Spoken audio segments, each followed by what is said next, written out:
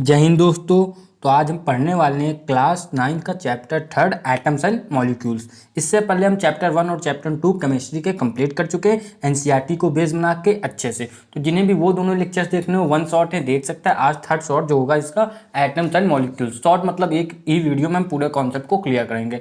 NCERT को base बनाया है क्योंकि एनसीईआरटी सबसे अच्छी बुक है, बड़े बड़े टीचरों प्रोफेसर्स ने मिलकर लिखी है और एनसीईआरटी आपकी इस समय बेस है जो गवर्नमेंट से अपनी इशूड है। ठीक, बेस यही है, इसी से हर चीज़ पढ़ना है। रेफरेंस बुक भी इसका बेस ही बना के ही बनाई जाएगी। ठीक है, एनसीईआरटी बढ़िया बुक भी रहती है क्योंकि ये आप समझते हो इंडियन गवर्नमेंट जो अपनी है जो मतलब उसने हमेशा से रिकमेंड किया। ठीक है, तो हमको इसी से पूरा इसको कंप्लीट करना है। चैप्टर का नाम एटम्स एंड मॉलिक्यूल्स है। जो ये लेक्चर देखने आए हो चैनल को सब्सक्राइब जरूर कर दें और लाइक भी कर दें। अब हम आगे बढ़ने वाले हैं। ठीक है, तो सबसे पहले नाम क्या, एटम्स एंड मॉलिक्यूल्स।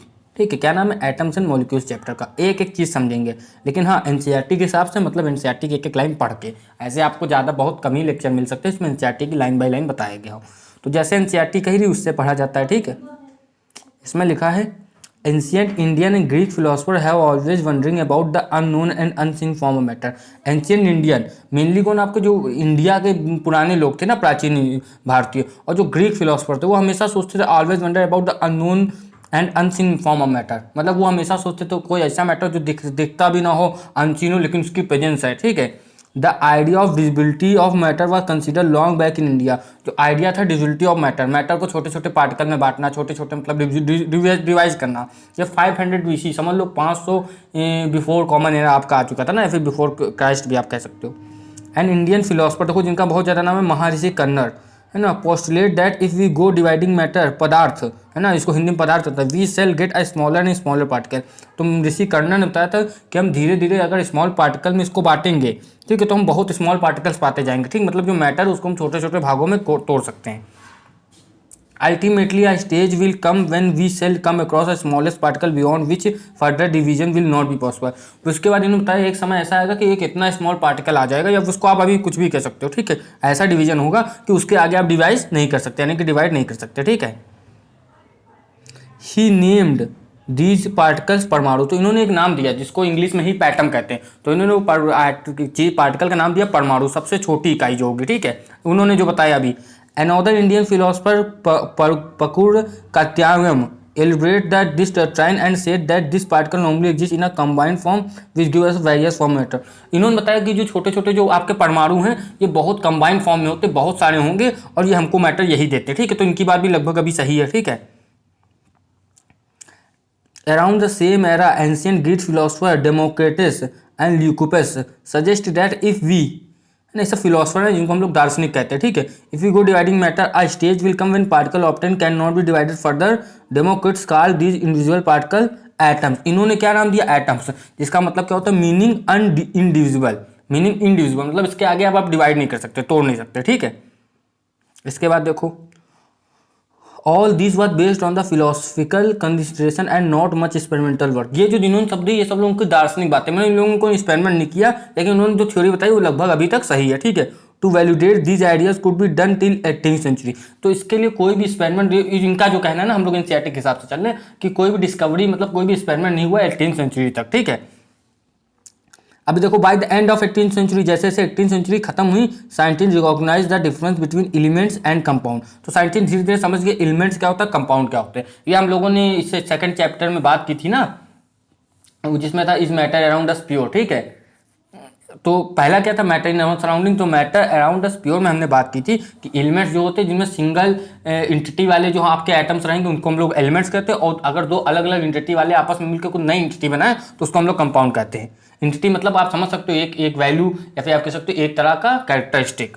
ठीक है, and naturally became interest in finding out how and why element combined and what happens when they combine. ठीक, ये चीज़ जानने की कोशिश में लगे थे। अब देखो इसमें एक नाम आएगा, Antonio Lavoisier led the foundation of chemical sciences by established two important chemical combination. तो एंटोनियो एल वाइजर जो थे इनको आधुनिक का वो भी कहा जाता है, तो केमिस्ट्री का पिता ना, एंटोनियो एल वाइजर। ये आपके सिलेबस से तो उसका मतलब नहीं है। Led the foundation of chemical sciences by stabilising two important laws of chemical combination. ठीक है, तो देखो क्या इन्होंने दो लॉस दिए ना जो मोर इंपॉर्टेंट है, मोस्ट इंपॉर्टेंट। तो laws of chemical combination, the following two laws of chemical combination were established after much experiment by Lavoisier and Joseph L Proust, मतलब आपस में समझ सकते हो दोनों ने किया होगा, ठीक है। अब देखो पहला क्या है, लॉ ऑफ कंजर्वेशन ऑफ मास, ये बहुत है, ये तो आप सब समझते भी होगे ना। इसका तो आप समझ सकते हो एक हिसाब से जो वर्णन है वो गीता में भी हुआ है ना। Is there a chance in mass when a chemical change chemical takes place, is there a change in mass when a chemical change take place. तो ये क्वेश्चन पूछ रहा है ऐसा क्या कि मान लो अगर हमें कोई केमिकल चेंज हुआ तो मास क्रिएट हो सकता है, मास मतलब एक्स्ट्रा मास हो सकता है, मास कम हो सकता है, ऐसा कुछ होगा, ये पूछ रहा है, ठीक है। तो ऐसा पहली बात तो आप समझ लो, ऐसा जो है सीधी बात है कभी नहीं होता ना। तो ये ऐसा क्यों नहीं होता, देखो हम समझा, उसमें एक्सपेरिमेंट से आप देख सकते हो जो वहाँ पर उन्होंने किया एक्टिविटी किया, या फिर आप ऐसा समझ लो, ठीक है। मास जो है वो neither created not be destroyed, ना ही मास को कोई क्रिएट कर सकता है ना ही डिस्ट्रॉय कर सकता है। हाँ आप ये देखो, आप ये देखो एक चीज़ है, मास जो है वो एक फॉर्म से दूसरी फॉर्म में जा सकता है, ठीक है। अब लोग कहते हैं कि मान लो इसे क्या कहते हैं, मान लो 100 ml पानी है, उसमें आपने चीनी मिला दिया, ठीक है। तो अब क्या होगा, ठीक है, क्या होगा, तो उसमें क्या होगा, जो उसका स्पेस है वो कवर कर लेगा, ठीक है, लेकिन ना ही मास क्रिएट होगा और ना ही मास डिस्ट्रॉयड होगा ना। तो उसमें लिखा भी हुआ है, law of conservation of mass state that mass can neither be created not be destroyed in a chemical reaction. किसी भी केमिकल रिएक्शन में नहीं मास, आपका क्या कहते हैं, केमिकल रिएक्शन की बात हो रही, ना ही इसमें आपका क्या होगा, मास नहीं क्रिएट होगा ना ही डिस्ट्रॉयड होगा, ठीक है। मान लो कार्बन है और ऑक्सीजन है, आपस में मिलकर कार्बन डाइऑक्साइड बनाएंगे, तो जितना दोनों का मास होगा उसी से मिलकर नया मास CO2 यानी कि कार्बन डाइऑक्साइड बनेगी, लेकिन ना ही इसमें कोई एक्स्ट्रा मास होगा और ना ही इसमें कुछ आपका कम मास होगा, ना ही ज़्यादा मास होगा, ठीक है। अब दूसरा इन्होंने क्या दिया, लॉ ऑफ कॉन्स्टेंट प्रोपोर्शन। अब ये देखो क्या है, Lavoisier, along the other scientists, noted that many compounds were composed of two or more elements, and each such compound had the same element in the same proportion, irrespective of where the compound came from or who prepared it. इन्होंने कहा कि मान लो दो या दो से ज़्यादा element जब मिलते थे तो एक कंपाउंड बनाते थे, और वो जो कंपाउंड है वो आप नेचर में कहीं से भी लेके आओ, प्रकृति में कहीं से भी लेके आओगे तो आपको सेम दिखेगा। अब देखो, इसे वाटर है, पानी जो है, चाहे वो घर का पानी हो, चाहे बारिश का पानी हो, चाहे नाली का पानी हो, चाहे आपका नदी का पानी हो, चाहे समुद्र का पानी हो, ठीक है, चाहे स्पेस में पानी हो, उसका जो कंपोजिशन है पानी का, हाइड्रोजन के 2 मॉलिक्यूल H2O और ऑक्सीजन का 1 मॉलिक्यूल, वही होगा। अब आप लोग कहोगे इसे मान लो कोई नाले का पानी या कुछ, उसमें कैसे क्या होगा, उसमें गंदगी हो सकती है, ठीक है, लेकिन तुम कहते हो उसमें पानी नहीं है तो पानी उसी फॉर्म में होगा। अगर आप वो गंदगी हटा दोगे तो जो पानी है वो पीने लायक बन जाता है ना। इसी को क्या कहते हैं, आपका ड्रेनेज सिस्टम कहते हैं, ठीक है। ड्रेनेज सिस्टम में क्या होता है, ट्रीटमेंट किया जाता है वाटर का, और उसकी गंदगी जो है वो हटा के अच्छा पानी जो होता है वो क्या कहते हैं, आपका सीवेज सिस्टम से आगे बढ़ाया जाता है ना, इसको कहते हैं ट्रीटमेंट ऑफ वाटर। अब इसके आगे क्या है, देखो देखो वही एग्जांपल है, कहीं ना compound such as water, the ratio of mass of hydrogen to mass of oxygen is 1:। अब ये रेशियो ऐसा कैसे, तो हाइड्रोजन का मास होता है 1, और हाइड्रोजन एक तरह का एलिमेंट है, ठीक है, ये हम पहले बात कर चुके हैं। ऑक्सीजन भी एक तरह का एलिमेंट है, तो हाइड्रोजन और कैसे एलिमेंट, ये सब गैसेस में आते हैं, ठीक। हाइड्रोजन भी एक तरह की गैस है और आपका ऑक्सीजन भी एक तरह की गैस है। ऑक्सीजन वो गैस है जिससे हम लोग सांस लेते हैं, और कौन सी गैस हम लोग बाहर देते हैं वातावरण में, तो वो CO2 है। अब देखो जो हाइड्रोजन उसका मास 1 होता है, तो 1 और 2 हाइड्रोजन यानी कि मास 2 हो गया, और ऑक्सीजन का मास होता है 16, तो दोनों को हम जब आपस में करेंगे तो मास कितना हो गया, 2:16, और उसको काटोगे तो 1:8 आ जाएगा, यही मास होता है, ठीक है। चलो वैसे आगे इन सब का दिया, अमोनिया का कैसे होता है, देखो अमोनिया ये होता है NH3, तो इसका मास होता है, देखो इसका मास होता है आपका ए, हाँ इसका मास आपका होता है कितना लिखा है, ammonia nitrogen always present in the ratio 14:3। हाँ अब देखो इसका नाइट्रोजन का मास होता है 14 और हाइड्रोजन रहेगा 3, ये कटेगा है नहीं तो इसका यही रहेगा, ठीक है। लेकिन इसमें क्या, this led to a law of constant proportion which is also known as the law of definite proportion. इसको लॉ ऑफ डेफिनिट प्रोपोर्शन कहते हैं। इसका मतलब क्या, सिंपल सा, in a chemical substance the element are always present in a definite proportion by mass. उनके mass तो हमेशा डेफिनिट प्रोपोर्शन में होगा, आप चाहे कहाँ से भी उनको लेके आओ, ठीक है, याद रखना बस। अब इसमें लिखा है, the next problem face by scientist to give appropriate explanation of these laws, British chemist John Dalton provide the basic theory about the nature of matter. Dalton picked up the idea of divisibility of matter, which was till then just a philosophy. He took the name atoms as given by the Greek and said that the smallest particle of the matter are atoms. His theory was based on the law of chemical combination. Dalton's, ये आपका लिखा हुआ है, Dalton's atomic theory provided an explanation for the law of conservation of mass and law of definite proportion. ठीक है, तो Dalton ने सबसे पहले अपनी एक कोशिश की जिसको हम नाकाम कोशिश कह सकते हैं, लेकिन कोशिश करना तो होता ही है। ठीक है, उनकी वजह से लोग आगे और कोशिश कर पाए, अगर वो अपनी जगह रुक जाते हैं तो कोई आगे और अपना थ्योरी आगे बढ़ाता ही ना। ठीक है, तो उन्होंने देखो क्या किया, कंजर्वेशन ऑफ मास और लॉ ऑफ डेफिनेट प्रोपोर्शन को उन्होंने समझाया एटम को अपना बेस मान के, जो ग्रीक फिलोसफर और इंडियन फिलोसफर कह के गए थे। ठीक है,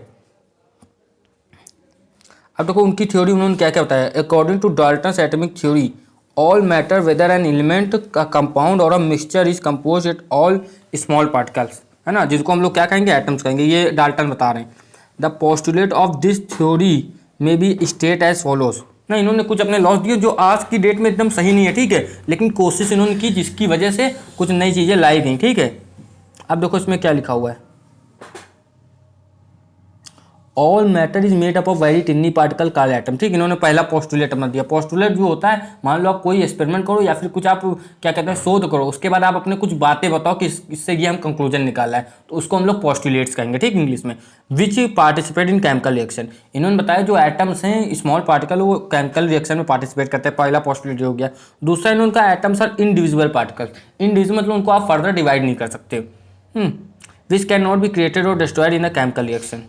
उसके आगे उन्होंने क्या कहा, atom of given element are identical in mass and chemical proportion. तो कह रहे अगर कोई एटम का किसी पर्टिकुलर एलिमेंट है, जैसे मान लो हाइड्रोजन, तो हाइड्रोजन का हर एटम आपस में एक साइज करेगा, एक शेप करेगा, उसका हर चीज़ बराबर होगी। ठीक है, फिर उनका atoms of different element of different masses and chemical properties, ये भी बात इनकी लगभग बातें इनकी सही निकली थी। ठीक है, अभी हम आगे आपको धीरे धीरे पता चलेगा कहाँ ये चूक है। Atoms combine in the ratio of small whole number to form compounds. तो एटम जो हैं combine in a small whole number to form a compound. ठीक है, ये भी बात इनकी है। Atom combine in ratio of small whole numbers to form a compound, ये बात भी लगभग सही है। The relative number and kinds of atom are constant in a given compound. तो कोई गिवन कंपाउंड, उसमें मान लो आपके जो रिलेटिव नंबर हैं आपके एटम्स के, वो कांस्टेंट होंगे। ठीक है, मान लो हाइड्रोजन 2 हैं, तो हाइड्रोजन 2 हैं तो उसके कुछ क्या कहते हैं आपके, क्या कहते हैं, एक लिमिट बार नंबर होंगे। ठीक है, यानी कि इन्फिनाइट हो सकता है, बस ये याद रखना। इसमें देखो क्या लिखा हुआ है, You will study in the next chapter that all atoms are made up of still smaller particle. You will study in the next chapter that all atoms are made up of still of smaller particle. इसका मतलब समझ लो, इन्होंने कह दिया कि atom सबसे छोटा particle, लेकिन आप नेक्स्ट चैप्टर में जानोगे कि इनसे छोटे भी पार्टिकल होते हैं। थोड़ा सा आपको यहाँ पर स्पॉइलर मिलेगा, उनके नाम आप जगह देख लो। एक होता है इलेक्ट्रॉन, एक होता है प्रोटॉन और एक होता है न्यूट्रॉन। ठीक है, इससे फर्दर भी छोटे हैं जो आप 11th-12th में पढ़ोगे। ठीक है, अब देखो इसमें कुछ क्वेश्चन भी हैं, ये तो आप लोग कर सकते हो ना। Hydrogen and oxygen combine in the ratio 1:8 by mass to form water. What mass of oxygen gas would be required to react completely with 3 gram of oxygen. ठीक है, उसमें अच्छे से समझना, what mass of oxygen gas required would be to react completely with 3 gram of oxygen. अब 1 ग्राम आप समझते हो, 1 ग्राम के लिए कितना चाहिए, 8, तो 3 के लिए कितना चाहिए होगा, आप 3 मल्टीप्लाई करो तो 8 इंटू आपका कितना, 8 इंटू आप कितना कर दोगे, 1 के लिए कितना चाहिए, देखो H2O है, तो 2 अगर हमको 2 ग्राम हमारे पास होगा तो कितना होगा आपका 16। तो आपका 3 के लिए कितना होगा, तो आप नॉर्मली से निकाल सकते हो, आराम से आ जाएगा। 1 के लिए 8, तो 3 के लिए कितना होगा आपका, 8 इंटू 3 करोगे कितना आएगा, 8 3 जा 24, यही आंसर आपका हो जाएगा। Which postulate of Dalton theory is the result of the law of conservation of mass. ठीक है, तो अभी आप सीधा देख सकते हो यहाँ पर, यहाँ क्या लिखा था, all matter is made of very, कहाँ गया, हाँ, all matters is made of a very tiny particle called atoms which participate in chemical reaction, इसी को आप कह सकते हो। ठीक है, which postulate of Dalton atomic theory can explain the law of definite proportion. ठीक है, डेफिनेट प्रोपोर्शन वाला आप देख लो कहाँ पर है, atom combine the ratio of small whole number to form compound. ठीक है, अब ये सबसे अच्छा है, atom of different element have different masses, atom of element are identical mass in chemical compound. ठीक है,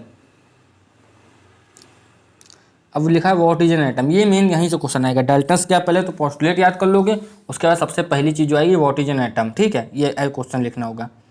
इसमें लिखा हुआ है, have you ever observed a mason building wall. ठीक है, आपने देखा होगा जो मतलब कोई बिल्डिंग है उसके आपने वॉल देखा होगा। ठीक है, from these walls are room and then a collection of room to form a building.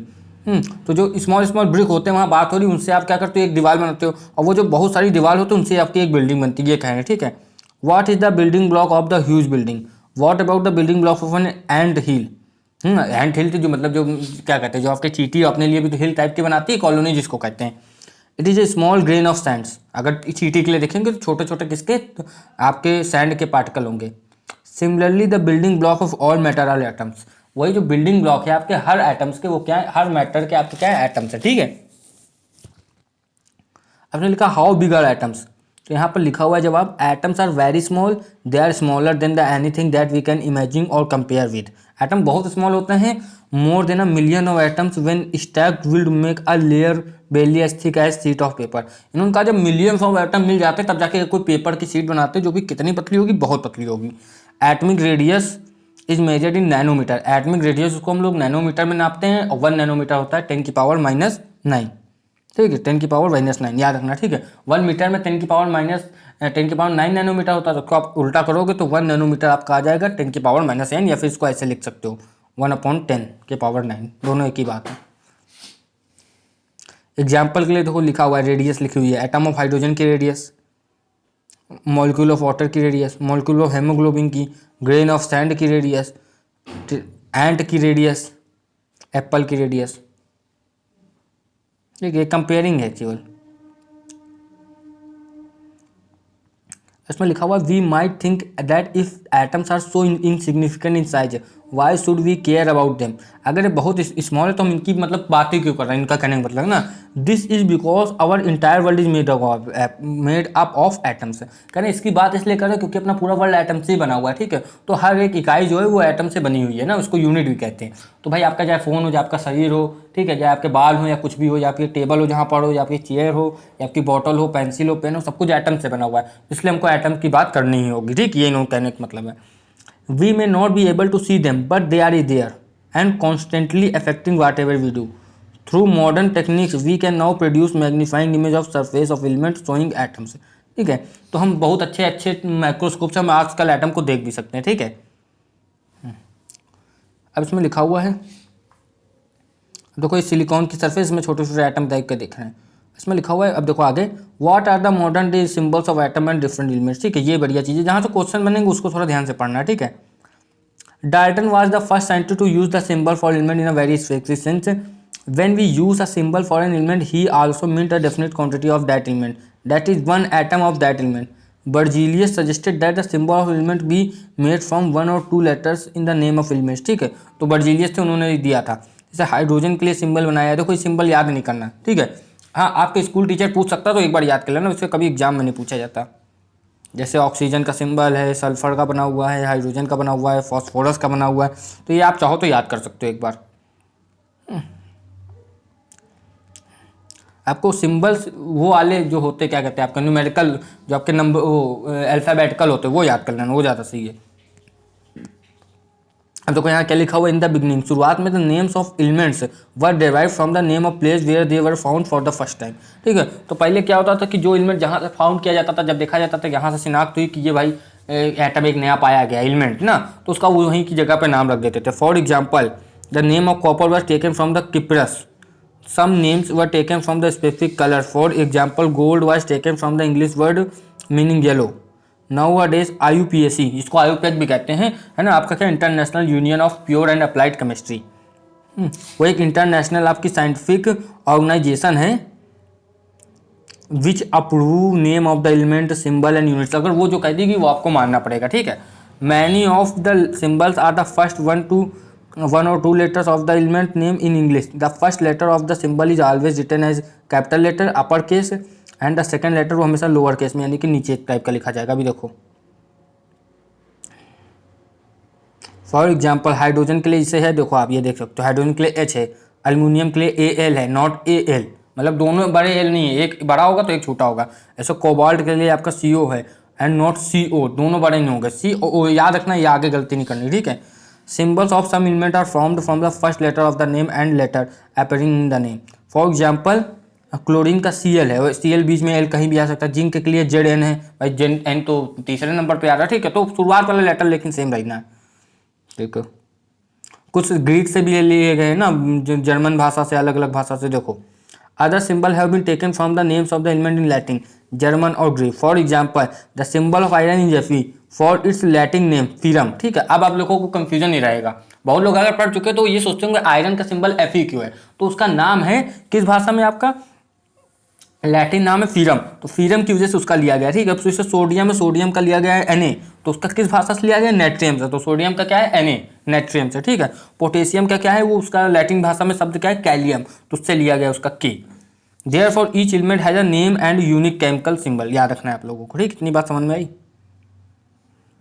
अगर देखो ये याद हो जाए तो बहुत आसान है, कुछ ज़्यादा नहीं। एल्यूमिनियम का Al, आर्गन का Ar, बैरियम का सब एलिमेंट है, बोरोन है ना। इसमें देखो मेटल कौन सी, ये मेटल है आपका, ये तो आपकी गैस है, ये भी आपका क्या, ये तो आपका नॉन मेटल है, ये भी नॉन मेटल है, ये भी नॉन मेटल है, ये आपका मेटल है, ये गैस होगी, या फिर इसको आप ये कह सकते हो नॉन मेटल, ठीक है। कार्बन हर फॉर्म में होता है नॉन मेटल। जो नॉन मेटल होते हैं उनको गैस में भी आते हैं ना, जैसे क्लोरीन है वो भी नॉन मेटल, कोबाल्ट आपका मेटल है, कॉपर मेटल है, fluorine non metal, gold metal है, और क्या हाइड्रोजन आपका जो है वो नॉन मेटल या गैस है, ठीक है। आयोडीन आपका नॉन मेटल है, आयरन आपका मेटल है, लेड आपका मेटल है, ठीक है। मैग्नीशियम मेटल, नियॉन आपकी गैस है, ठीक है। इनके सिंबल भी आप लोगों को याद करना है। जैसे नाइट्रोजन जो है आपका नॉन मेटल है, ठीक है। नाइट्रोजन जो है वो आपका क्या है, non metal. Oxygen non metal, potassium metal है। सिलिकॉन जो है वो क्या है आपका, सिलिकॉन आपका, ये देखो ये मेटल और नॉन मेटल के बीच में कुछ चीज़ें आती है, तो सिलिकॉन जो है सेमी कंडक्टर है, यानी कि सेमी मेटल, लेकिन आता मेटल ही में, ठीक है।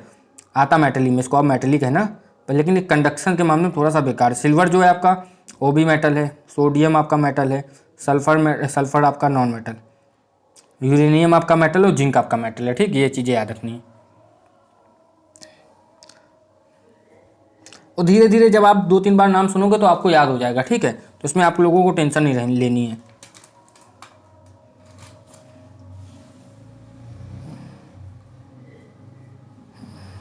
और देखो क्या लिखा हुआ है, अब यहाँ से पढ़ना है।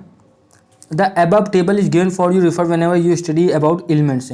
Do not bother to memorize all in one go with the, देखो इसमें भी लिखा है कि आप बॉदर ना हो एक बार में सबको याद करने के लिए। अजाइन कार्बन एंड, है ना। अब यहाँ देखो लिखा है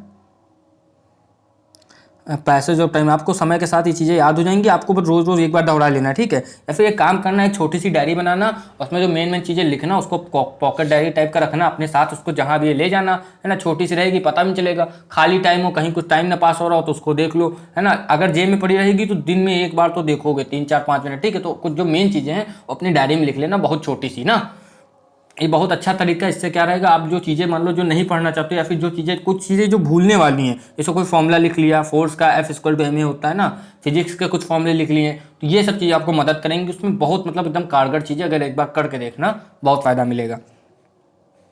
automatically be able to reproduce symbols, ठीक है। आप धीरे धीरे अपने आप समझ जाओगे, ठीक है। एटमिक मास, अब एटमिक मास क्या होता है, देखो अब एटम कर लिया तो उसका कुछ मास होगा, उसके बारे में पढ़ेंगे। The most remarkable concept that Dalton atomic theory propose was that atomic mass, according to whom each element had a characteristic of atomic mass. Their theory could explain law of constant proportion so well that scientists were prompt to measure atomic mass of an atom, since determining the mass of an individual atom was relatively difficult task. एक atom का मास जानना थोड़ा difficult task है ना, तो उन्होंने क्या किया, देखो relatively atomic masses were determined using the laws of chemical combination and the compound form. अब देखो इसमें कुछ चीज़ें इन्होंने बताई कैसे आप मास जानोगे एक एलिमेंट का, ठीक है। Let us take the example of a compound carbon monoxide form by carbon and oxygen. It was observe experimentally that 3 gram of carbon combined with 4 gram of oxygen to form CO। अगर 3 gram oxygen आपका मिलेगा, 3 gram carbon आपका मिलेगा 4 gram oxygen से, तो आपका carbon monoxide बनेगा ना। इसमें क्या लिखा है, in other words carbon combined with 4/3 times of mass of oxygen. Suppose we define the atomic mass of a unit, atomic mass unit है ना, एक एटमिक मास जो है वो हमने क्या, उसको एक यूनिट मान लिया, एब्रीविएट एज AMU, जिसको एटमिक मास यूनिट कहते हैं। बट अरे दैया रे रेड मार्टिन आज ही बिटिया सही करी तरह सब।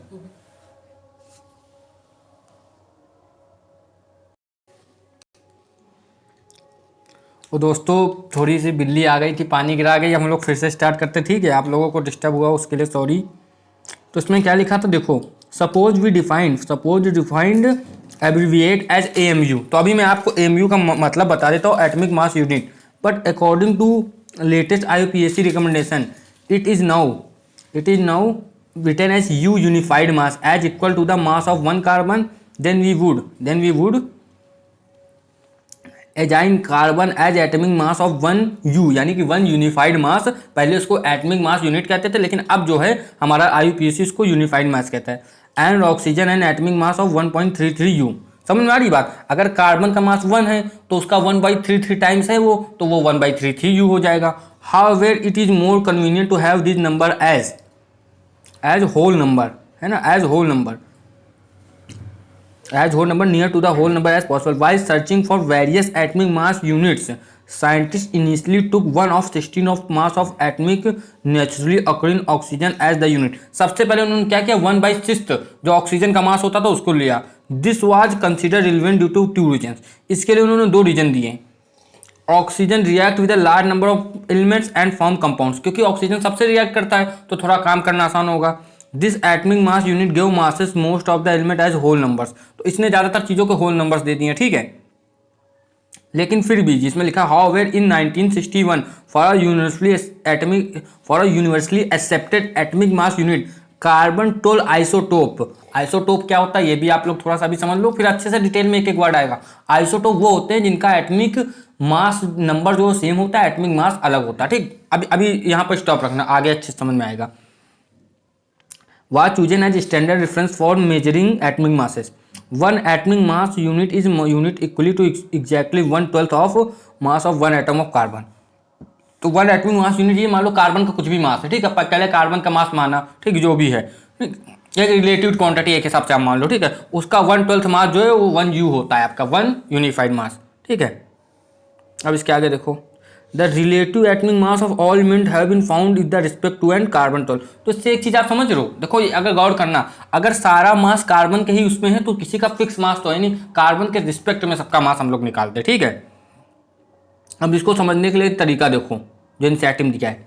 Imaging a fruit seller selling fruits without any standard weight with him, ठीक है। एक कोई फ्रूट सेलर है, मतलब फल बेचने वाला है, उसके बाद कोई स्टैंडर्ड वेट करने का मामला नहीं है, ठीक, लेकिन वो तब भी फल बेच रहा है। He takes a watermelon and says this has mass equal to 12 units.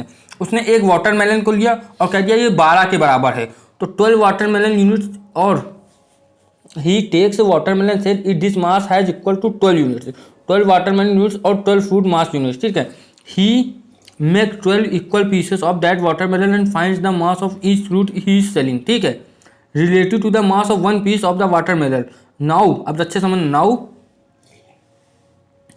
he sells his fruit by relative fruit mass unit FMU as in figure, ठीक है। तो उसने क्या किया, पहले उसने कहा कि इसके अंदर 12 यूनिट है, एक तरबूज लिया आपका ना, तरबूज, इसको वाटरमेलन कहेंगे, उसके 12 पीस कर लिए, उसने कहा 12 आपस में बराबर हैं, तो एक का मास कितना हुआ, 1/12 हुआ। अगर मान लो उसका मास 12 है तो एक का मास कितना हुआ, 1/12। तो उसने ये चीज़ करी और आराम से उसने सब कुछ दे दिया, सबको बांट दिया, ठीक है। सिमिलरली लिखा है यहाँ पर, similarly the relative atomic mass of an atom of an element is defined as the average mass of atom as compare to 1/12 of the mass of carbon, ठीक है। ये ऐसे इन्होंने किया है।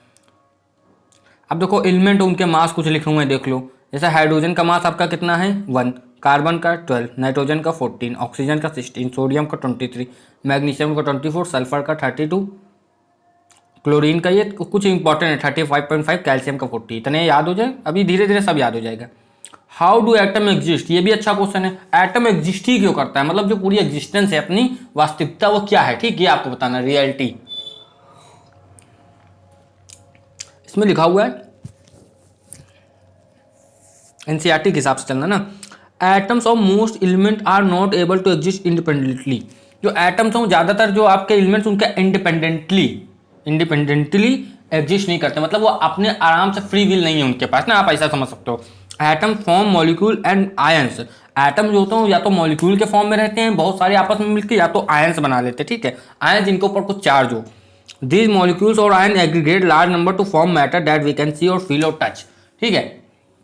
इन्होंने कहा है ये जो मैटर्स होते हैं ये बड़े होते हैं, फिर धीरे धीरे जब इनका मैटर टाइप का हो जाता है इन्हीं को हम लोग फील कर सकते हैं, टच कर सकते हैं। एक एटम आपके अंदर से निकल जाए, ठीक है, एक्सरे में क्या होता है, एक्सरे से निकलती है आपके आर पार हो जाती है, आपको नहीं पता चलता, क्यों, क्योंकि वो इतनी छोटी होती है कि आप उसको महसूस ही नहीं कर पाते ना। आप एक्सरे जाओगे आप कभी कराने तो एक्सरे हो भी जाता है और आपको एक पॉइंट भर भी पता नहीं चलता ना, क्योंकि वो इतनी छोटी होती है कि आपके आर पार हो जाती है, आपको कुछ नहीं महसूस होगा, ठीक है। चलो, और दिखती भी नहीं है। What is molecule? मॉलिक्यूल क्या है देखो, a molecule in general group of two or more atom, ये तो सबको पता ही है, ठीक है, यही होता है मेनली, इसमें कुछ ज़्यादा है भी नहीं। मॉलिक्यूल्स ऑफ एलिमेंट, ये बढ़िया है। मॉलिक्यूल्स देखो, कुछ एलिमेंट्स के मॉलिक्यूल जैसे क्या क्या है ना, जैसे हाँ देखो, the molecules of an element are constituted by same type of items, molecules of many elements such as argon, helium are made of only one atom of that element, but this is not the case with the most of the non metal. For example देखो, जैसे organ का molecule केवल organ अकेले बना लेता है, helium अकेले बना लेता है, लेकिन for example molecule of oxygen consist of two oxygen, oxygen का मॉलिक्यूल हमेशा O2 फॉर्म में होगा, कभी भी O में नहीं होगा। अगर कोई ऑक्सीजन O होता है उसको हम लोग नेसेंट ऑक्सीजन कहते हैं, यानी कि जो अभी अभी पैदा हुआ है, ठीक है। वैसे O3 जो होता है, जो बहुत इंपॉर्टेंट, आप जानते हो ओजोन, ओजोन O3 होता है, ठीक, ये भी मॉलिक्यूल है ऑक्सीजन का। The number of atoms constitute a molecule is known as its atomicity, ठीक है। तो बताओ एटोमिसिटी होती है कि कितने मॉलिक्यूल्स हैं ना, एटम्स कितने एक मॉलिक्यूल के अंदर। तो अगर ऑक्सीजन जो है और ओजोन, उसके अगर 3 मॉलिक्यूल है, 3 एटम है उसके अंदर, तो उसकी एटोमिसिटी कितनी हो गई? 3। वैसे ऑक्सीजन मॉलिक्यूल जो आपका है O2, उसके लिए कितनी हो गई? उसकी एटोमिसिटी हो गई 2, ठीक है, उसकी, और ओजोन की कितनी हो गई? 3। अब इसके आगे क्या कह रहे हैं? Metals and some other elements such as carbon do not have a simple structure but consist of a very large and indefinite number of atom bonded together. Let us look at the atomicity of non metals. Non metals की जो atomicity होती है उसके ऊपर हम लोग कुछ देखेंगे, ठीक, जो इन्होंने कहा है। आर्गन कैसा होता है? मोनोएटमिक, ठीक है। हीलियम कैसा होता है? मोनोएटमिक। ऑक्सीजन डायएटमिक, ठीक है। हाइड्रोजन भी डायएटमिक होता है, नाइट्रोजन भी डायएटमिक होता है, जो अगर 2 से मिलकर बने, ठीक है। फॉस्फोरस कैसा होता है? वो टेट्राएटमिक होता है, 4p4 मेन उसका होता है ना। सल्फर कैसा होता है? पॉलीएटमिक, भाई वो S3 भी होता है, S4 भी होता है, S5 भी होता है, इसलिए। मॉलिक्यूल्स ऑफ कंपाउंड, कंपाउंड्स के मॉलिक्यूल्स को, कंपाउंड आप समझ सकते हो जब बहुत सारे मॉलिक्यूल आपस में मिल जाते हैं, एक कोई कंपाउंड बनाते हैं, जैसे यहाँ पर आपका दिया होगा, हाँ, जैसे हाइड्रोजन ऑक्सीजन मिलकर आपका वाटर बना लेते हैं, एक तरह का कंपाउंड है। अमोनिया, अलग अलग एलिमेंट जब मिलते हैं तब आपके कंपाउंड बनते हैं। नाइट्रोजन और आपका हाइड्रोजन है ना, आपका कार्बन और ऑक्सीजन, ये आपके क्या होते हैं? ये आपके क्या है? कंपाउंड है, ठीक है, नया कुछ एंटिटी बनाना। What is an ion? Ion क्या होता है? आयन आपका होता है compound composed of metal and non metal contain charge species. The charge species are known as ions. Ion में consist of a single charge atom और group of atoms, ठीक है। अगर किसी में पॉजिटिव होता है तो उसको आपका क्या कहते हैं? उसको कहते हैं आपका एनायन, ठीक है। और निगेटिव चार्ज को एनायन कहते हैं और पॉजिटिव चार्ज को आपका कटायन कहते हैं। और ये आपस में मैच भी कैसे करते हैं? मान लो इसे Na जो है, Na पॉजिटिव होता है सोडियम, और क्लोरीन होता है निगेटिव आयन होता है, दोनों आपस में मिलते हैं NaCl बना लेते हैं, इसको हम लोग नमक कहते हैं या फिर सोडियम क्लोराइड टेबल सॉल्ट कहते हैं ना। We shall learn more about the formation of ions in chapter 4, जो इसका अगला चैप्टर, उसमें हम लोग इसको अच्छे से जानेंगे। अब देखो इनका जो रेशियो बाई मास देख लो, कैल्शियम का 40 होता है, ऑक्सीजन का कितना होता है? 16 होता है। इसको आप सॉल्व करोगे कितना आएगा? 5:2 ना, तो ये सिंपल रेशियो लिखे हुए हैं। मैग्नीशियम सल्फाइड का कितना होता है? 3:4 लिखा हुआ है। ये सब आप लोगों को ज़्यादातर वहाँ मासेस दे देंगे ना, उनके जो मासेस की वैल्यू है। अब इसमें कहा है writing chemical formula. Chemical formula कैसे लिखा जाता है ये भी जरा सा सीख लो। अब जैसे मान लो जैसे ये तुम्हारा सोडियम है ना, ये तुम्हारा सोडियम है, तुम्हारा क्या है? ये इनके नाम याद रखना। H+ होता है, पोटेशियम K+ होता है, Ag+ होता है, Cu+ होता है, ठीक है, हाइड्रोजन प्लस होता है, क्लोरीन प्लस होता है, Br मतलब ये सब माइनस होते हैं, ठीक है, याद रखना आप लोगों को। Mg2+ होता है, ये चीज़ आपको याद रखनी है, ठीक है। कैल्शियम 2+ होता है, जिंक 2+ होता है, Fe2+ होता है, Cu2+ होता है, अल्मोनियम 3+ होता है। अब ये कैसे होता है अगर किसी के मन में आ रहा है, ठीक है, तो इन सबका एक होता है। अभी तक एटॉमिक नंबर इसमें आया नहीं, अभी को आगे आए, ठीक है, या फिर आप यहाँ जान लो क्योंकि फिर ये चीज़ें समझ में नहीं आएंगी। एटॉमिक नंबर क्या होता है भाई? कितने एटम के अंदर प्रोटॉन है, ठीक है, एटॉमिक नंबर होता है, अभी आगे आएगा वैसे, ठीक है। तो मान लो आपका एक के लिए मैं बता रहा हूँ, मैग्नीशियम के अंदर कितने होते हैं? 12 होते हैं, तो इनको हम लोग 2 8 के फॉर्म में काटते हैं। जैसे 12, इसमें पहले सबसे 2 लिखो, आप लिख लिया, अब लिखो 8 भी लिख लिया, ठीक है। तो 2 8 जो है वो एकदम स्टेबल है। जैसे आपका जो नियॉन है उसका 10 होता है, तो 10 में 2, 8, 10 खत्म हो गया ना, तो अब ये क्या हो गया? स्टेबल हो गया। अब अगर ये स्टेबल है तो इसको किसी की जरूरत नहीं, तो सारे एटम ऐसे बनना चाहते हैं, ठीक, सारे जो आपके एलिमेंट्स है वो ऐसा बनना चाहते हैं, है ना। तो अब इसके पास 2 एक्स्ट्रा है, तो ये क्या करेगा? 2 देना चाहेगा। अगर आप कभी किसी को कुछ दे सकते हो, इसका मतलब आप प्लस में हो, आप पैसे वाले हो तभी तो किसी को कुछ दे सकते हो। तो जो पॉजिटिव होते हैं वो हमेशा देते हैं। वैसे आपका कोई है, मान लो जैसे अब इसमें कौन है? ऑक्सीजन। ऑक्सीजन के पास होते हैं आपके 8, तो वो 2 कर पाएगा, 6 कर पाएगा, लेकिन उसको 2 की जरूरत है, तो ऑक्सीजन हो जाता है -2। बस ये चीज़ इतने आपको याद रखना है। देखो ऑक्सीजन कहीं दिया हुआ है, हाँ ऑक्साइड, देखो O2 जो होता है उसको हम लोग ऑक्साइड कहते हैं अगर वो माइनस में हो। फॉस्फेट का भी लिखा हुआ है, ये आप लोग याद कर लेना, ठीक है ना। अब ये बनते कैसे ये भी देख लो। अब देखो ये बनते कैसे अच्छे से समझना, ठीक है। अभी देखो यहाँ पर बना के दिखाते हैं। ये कार्बन है अपना, ये है अपना Cl, यहाँ लिखो कार्बन, यहाँ लिखा हमने Cl।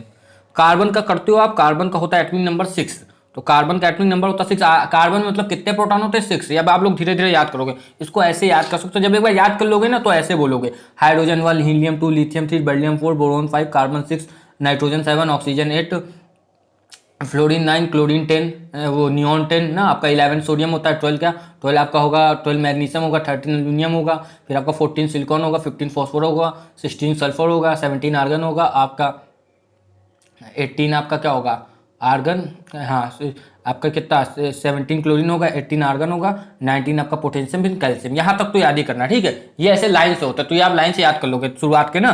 तो ऐसे कार्बन का होता है 6, ठीक, कार्बन का होता है 6, तो कार्बन 2,4 ऐसे बनेगा, ठीक है, ठीक है। अब देखना, और क्लोरीन जो होता है, क्लोरीन का होता है आपका 217, यानी कि 28, अब कितना बचा 7, तो क्लोरीन को भी एक चाहिए और इनको भी एक चाहिए, ठीक है। तो दोनों आपस में क्या करते हैं, एक टाइप की शेयरिंग कर लेते हैं। तो एक कार्बन से कितने क्लोरीन मिलेंगे जाके 4 क्लोरीन, क्योंकि क्लोरीन के पास तो एक ही शेयर करने के लिए, ठीक है। अब लेकिन कार्बन को 4 चाहिए, तो क्या करते हैं 4 क्लोरीन को अपने पास बुला लेता है और उनका फॉर्मूला कुछ इस तरीके से बन जाता है। वैलेंसी देखो, अभी ऐसे याद रखो, क्लोरीन की वैलेंसी कितनी है 4 है, तो इसमें लग गई जाके, इसकी वैलेंसी 1 है तो इसमें लग गई जाके, तो यानी कि आपका अपना C1Cl4, यानी कि CCl4, ठीक, समझ में आई ये बात। वैसे इसमें देख लो तो इनकी वैलेंसी कितनी है, इसको वैलेंसी कहते हैं, जो बचता है उसको वैलेंसी कहते हैं। ऐसे मान लो क्लोरीन की कितनी वैलेंसी है 287, तो इसको कितने इलेक्ट्रॉन चाहिए, एक चाहिए ना, तो उसकी वैलेंसी 1 है, वो भी माइनस की क्योंकि इसको चाहिए। अब इनका देखो मैग्नीशियम का 282, तो ये कितने 2 देना चाहता है 2, तो उसकी वैलेंसी कितनी है 2, तो 2 इसकी वैलेंसी प्लस में इसको मिल जाएगी और इसकी इसको मिल जाएगी, बन जाएगा MgCl2। देखो नीचे बना हुआ है ये ना, ये ऐसे फॉर्मूला बनाना कोई बड़ी बात नहीं है। अब इसके बाद क्या है देखो, यह लगा अपने आप देख के समझ सकते हो इसमें क्या है। देखो अल्युमिनियम के पास कितना होता है 283, 13 होता है अल्युमिनियम का, तो 3 इसके पास एक्स्ट्रा है। इसमें अभी पहले इतना याद रखो, 3 इसने इसको दे दिया ऑक्सीजन को, और ऑक्सीजन का 2 इसको दे दिया, तो बना Al2O3। क्रॉस ब्रीडिंग समझ लो हो जाती है ना, बस इतना याद रखना। ऐसे ही आपका कैल्शियम ऑक्साइड के लिए है, ठीक, ये तो अब आप लोग समझ गए। ऐसे आपका किसके लिए, सोडियम नाइट्रेट के लिए है। अब नाइट्रेट का थोड़ा सा याद रखना कि इसमें क्या होता है -1, ये नाइट्रेट जो होता है इसमें होता है -1, ठीक है।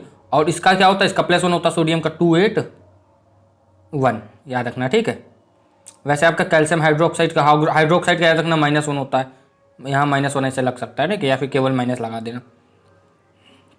ऐसे आपका सोडियम कार्बोनेट का -2 होता है, याद रखना, ठीक है। धीरे धीरे याद हो जाएगा, क्वेश्चन जिसे करोगे सॉल्व तो याद हो जाएगा, ठीक है। वैसे आपका ये SO4 का होता है -2, इसको सल्फेट कहते हैं -2, ठीक है, अमोनियम सल्फेट। और NH4 जो होता है अमोनियम होता है, उसको होता है +1, ठीक है, ये चीज़ याद रखना, ठीक है। अब इसमें कुछ है, चलो ठीक, अब देखो इसमें लिखा है, अब ये चीज़ तो आप लोग सॉल्व कर सकते हो घर में। Molecular mass and mole concept है, ये आप देख के बाकायदा देख के भी आप कर सकते हो, क्योंकि अभी पहली बार आप करो, ठीक है। अब मॉलिक्यूलर क्या मास क्या होता है, पहले देखो एटॉमिक मास था, तो बहुत सारे मोल आपस में आपके मॉलिक्यूल्स मिल जाते, तो आपका कौन सा मॉलिक्यूलर मास हो जाता है, इसमें कोई इतनी बड़ी बात नहीं, ठीक है। फॉर्मूला यूनिट मास क्या होता है, तो अगर इसे मान लो सोडियम और जैसे कोई NaCl हो गया, ठीक है, या फिर KCl होगा, तो इनके फॉर्मूला मास होता है, ठीक है। इसमें आप लोगों को कुछ ज़्यादा नहीं पढ़ना है। अब मोल कॉन्सेप्ट क्या होता है, मोल कॉन्सेप्ट थोड़ा सा देख लो। Take an example from the reaction of hydrogen and oxygen to form water. तो हम देखो ऑक्सीजन, देखो अच्छे समझना, हम जब इसको ऐसे करते हैं H2O2, तो इसको हमको बैलेंस करना पड़ता है, तो यहाँ पर क्या बनता है 2H2O, ठीक है। तो सब कुछ बैलेंस कब होगा, देखो यहाँ ऑक्सीजन 2, यहाँ ऑक्सीजन 2 है, देखो एक मिनट इसको हटाओ, यहाँ आप इसको बड़ा कर रहे हैं ना, यहाँ पर जब हम करते हैं H2O2 करते हैं, तो उसको बैलेंस करना पड़ता है जब हम ये केमिकल रिएक्शन दिखाते हैं ऐसी, ठीक है। तो देखो यहाँ पर अगर हमने बैलेंस किया तो H2O लिखा है, ठीक है, तो O2 H2 तो दोनों तरफ ठीक है।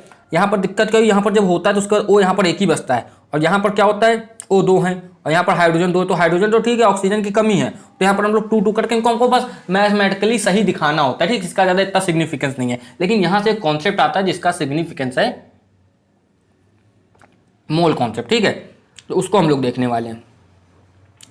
अब देखो इन्होंने क्या कहा है, The above reaction indicate that 2 molecules of hydrogen combined with 1 molecule of oxygen to form molecules of water. 2 molecules of water. यहाँ से ये समझा रहा है कि अगर जब 2 हाइड्रोजन के मॉलिक्यूल्स मिलेंगे एक आपके ऑक्सीजन के मॉलिक्यूल से, तो आपका क्या बनते हैं, 2 मॉलिक्यूल्स बनते हैं वाटर। ये समझाना चाह रहे हैं केवल, ठीक है। अब इसमें लिखा हुआ है 4U, यानी कि 4 यूनिफाइड हाइड्रोजन जो होंगे मॉलिक्यूल्स कंबाइंड विद 30U। ये भाई देखो एक एटम का मास बता रहे हैं, ठीक है, और molecule to form 36 of water. यहाँ से यही तो समझा रहे, देखो यहाँ पर हाइड्रोजन कितने 4 हो गए, यानी कि 4U ना, और ऑक्सीजन कितना है आपका 2 इंटू मल्टीप्लाई करोगे 16 से 13U। तो ये आपका क्या बना रहे, इतना इन्होंने दिखाया कि ये इतना मिला हुआ है, ठीक मामला, ये आपको बस याद रखना है। यहाँ से एक कॉन्सेप्ट आएगा जो आप लोग को याद रखना है कि अब ये मोल कॉन्सेप्ट क्या है। अगर कहीं मोल आ जाए, जैसे कहते हैं 1 मोल कार्बन है, तो 1 मोल कार्बन आपका एवोगैड्रो ने समझाया था 1 मोल ऑफ कार्बन में इतने आपके एटम्स होते हैं, तो वही बहुत बड़ी यूनिट है, इसका यूज होता है, ठीक है। 1 मोल 1 ग्राम में इतने आ जाते हैं, 6.022 इंटू 10⁻22 एटम्स ऑफ कार्बन। अगर कहीं 1 मोल हो जाए तो उसका मतलब यही रहेगा ना। या फिर इसको दूसरी तरीके से कहोगे आप 12 ग्राम कार्बन जो होगा उसमें आपका 6.022 इंटू 10⁻23 कार्बन एटम्स होंगे, ठीक है। आपको याद रखना है, मोल का कॉन्सेप्ट यही है, सभी को ये चीज़ याद रखनी है, ठीक है। जैसे वो 1 दर्जन में 12 नहीं होते, वैसे ही ये कॉन्सेप्ट है, ठीक है। अब मान लो यहीं पर क्या होगा, मान लो आपसे कहीं कुछ नंबर ऑफ मॉलिक्यूल्स निकालने हो, ठीक है, तो अब यही फॉर्मूले का यूज करके नंबर ऑफ मॉलिक्यूल्स भी बता सकते हो, ठीक है। एक मोल में अगर एक मोल में आपके 6.022 इंटू 10⁻23 है, तो 2 मोल में कितने होंगे, इसका जस्ट डबल, जैसे यहाँ इस क्वेश्चन में बताया गया, ठीक है। तो ये चीज़ तो आप लोग समझे होगे। अब इसमें आप क्वेश्चन जो है वो आप कर सकते हो ना। अब ये देखो इन्होंने कहा है व्हाट यू हैव लर्न, ठीक है, आपने क्या क्या अभी तक पढ़ लिया, तो उसके बारे में थोड़ा सा देख लिया जाए, एक रिवीजन है। During a chemical reaction the sum of masses of the reactant and product. भाई देखो जो इस साइड होते हैं जैसे हाइड्रोजन ऑक्सीजन जो रिएक्टेंट होता है, जो बन चुका होता है वो प्रोडक्ट होता है, ठीक है। रिमेन अनचेंज, ठीक है, तो हमने पढ़ा इसको लॉ ऑफ कंजर्वेशन ऑफ मास कहते हैं, ठीक है। फिर आपसे क्या कह रहे हैं, in pure chemical compound element are always present in definite proportion, ठीक है, दूसरा लॉ है ना, लॉ ऑफ केमिकल प्रोपोर्शन का, लॉ ऑफ केमिकल कॉम्बिनेशन का, ठीक है। And atom is the smallest particle of an element that can usually exist independently and retain all its chemical properties.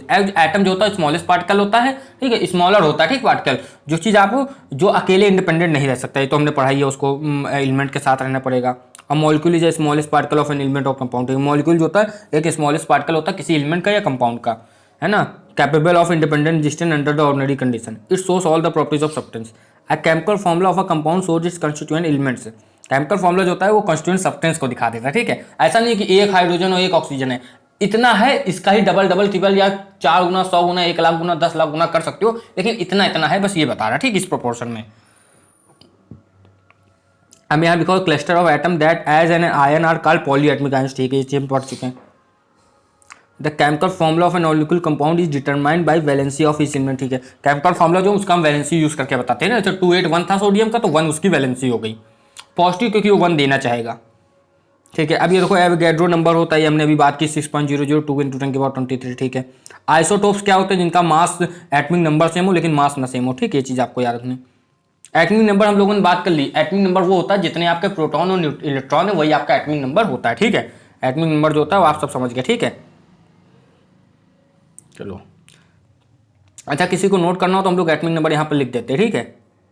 जैसे आपका 1 किसके लिए होता है, हाइड्रोजन के लिए, ठीक है। 2 किसके लिए होता है आपका, हीलियम के लिए। 3 आपका होता है किसके लिए, हाइड्रोजन लिथियम के लिए, ठीक है। फिर आपका 4 किसके लिए होता है, बेरिलियम के लिए, ठीक है। वैसे आपको ये गूगल में मिल जाएगा ना, बेरिलियम के लिए, ठीक है। वैसे आपका 5th किसके लिए होता है, बोरोन के लिए, 5th बोरोन के लिए। फिर 6 कार्बन के लिए, 6 होता है आपका कार्बन के लिए। फिर आपका 7, जिसे मान लो कोई पूछो, 7 होता है आपका नाइट्रोजन के लिए। 8 आपका किसके लिए होता है, 8 होता है ऑक्सीजन के लिए। 9 आपका होता है किसके लिए, फ्लोरीन के लिए। 10 आपका होता है किसके लिए, आपका नियॉन के लिए, ठीक है, नियॉन के लिए याद रखना। वैसे कोई 11 पूछे, 11 होता है सोडियम के लिए। सोडियम को किससे दिखाते हैं, Na से, ठीक है। 12 होता है Mg यानी कि मैग्नीशियम के लिए। 13 होता है आपका किसके लिए, एल्युमिनियम के लिए। 14 होता है सिलिकॉन के लिए, सिलिकॉन को SI से दिखाते हैं। 15 होता है आपका किसके लिए, फॉस्फोरस के लिए, ठीक, इसको पी से दिखाते हैं। 16 होता है सल्फर के लिए। 17 होता है आपका क्लोरीन के लिए। 18 होता है आपका आर्गन के लिए, AR से दिखाते हैं। 19 होता है आपका पोटेशियम को K से दिखाते हैं, और कैल्शियम को दिखाते हैं Ca से। C होता है किसका, आपका कैल्शियम का, ठीक, याद रखना है। चलो इतनी चीज़ें आपकी आज के लिए हो गई। अब फोर्थ चैप्टर में हम लोग इसको थोड़ा डिटेल में और पढ़ेंगे, ठीक है। जब तक आपको पढ़ाई करते रहना है, और जिसको लेक्चर अच्छा लगा अपने दोस्तों से शेयर करें, पढ़ाई करता रहे और चैनल को लाइक शेयर सब्सक्राइब करके जाए। अभी यहाँ तक रुका है और पढ़ाई करते रहे। अपने आपके आने वाले एग्जाम के लिए ऑल द बेस्ट। जय हिंद।